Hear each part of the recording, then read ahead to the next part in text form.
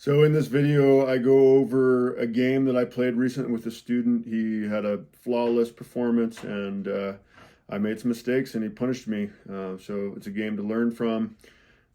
We should take the time to analyze our game, especially our losses, and see if there's something we can get out of it. So yeah, let's take a look.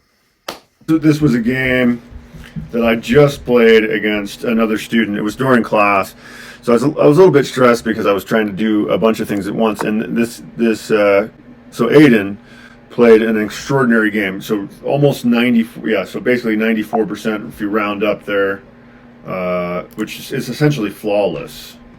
So just book move after book move, and I eventually make a mistake.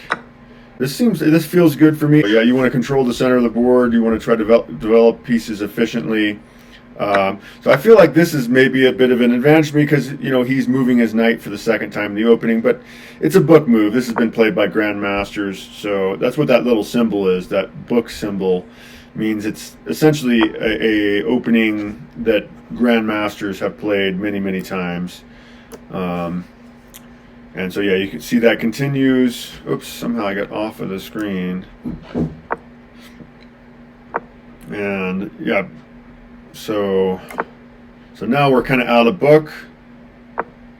And yeah, Aiden continuing to develop his pieces just beautifully.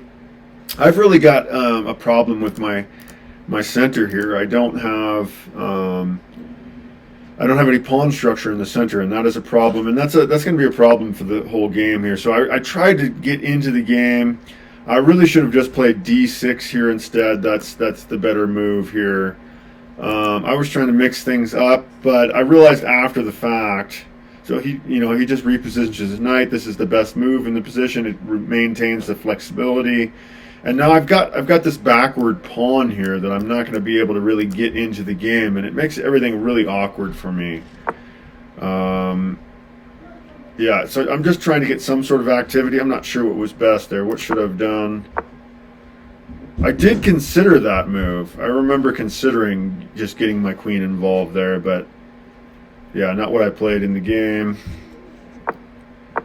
Instead, I just try to get my bishop involved, and yeah, he's going at my king side here. I guess he's planning at this point he's going to castle to the queen side, and I decide that I want to try to get my bishop into the game. I figure, well, if he's going to continue to push, I'll move my knight over, but maybe I need to get my bishop to help defend over there, so I push this move here, which is a decent move, but already he's got a substantial advantage on me. It's saying that essentially he's up by a point and a half. His position is just better.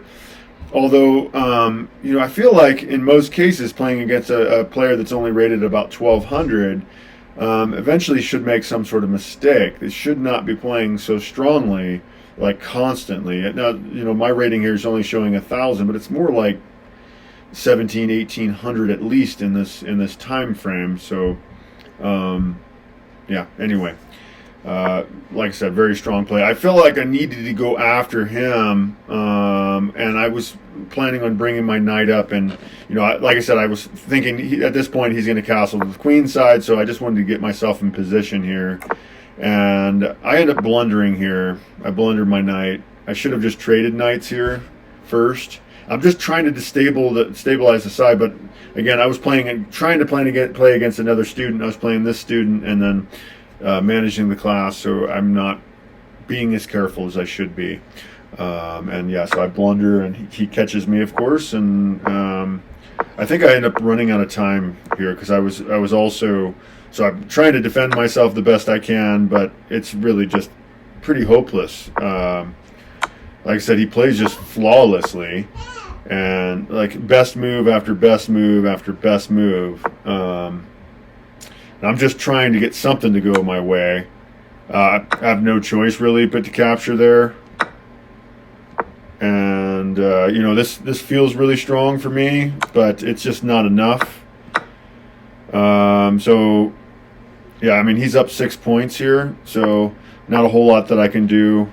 And again, he just keeps on finding best move after best move. And my knight is now hanging, and my queen is under attack. I can't afford to trade. I shouldn't be able to afford to trade queens because I'm down so much material. I'm down six points now.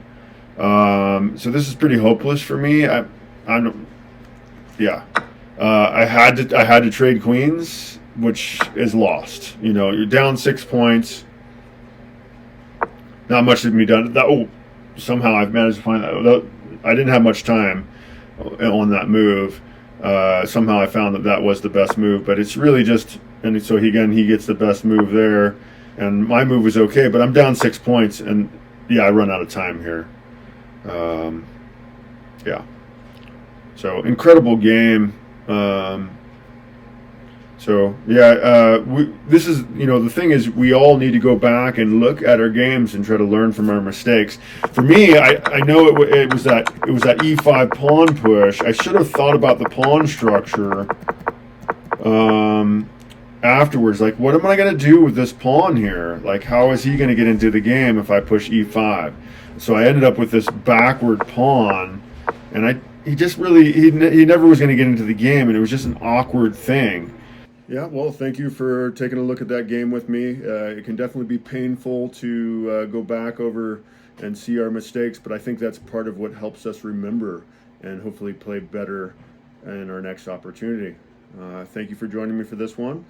I hope you will join me again for my next video. I'll be posting several videos a week, so yeah, do subscribe and maybe hit that notification bell so you can be ready for the next one. Take care.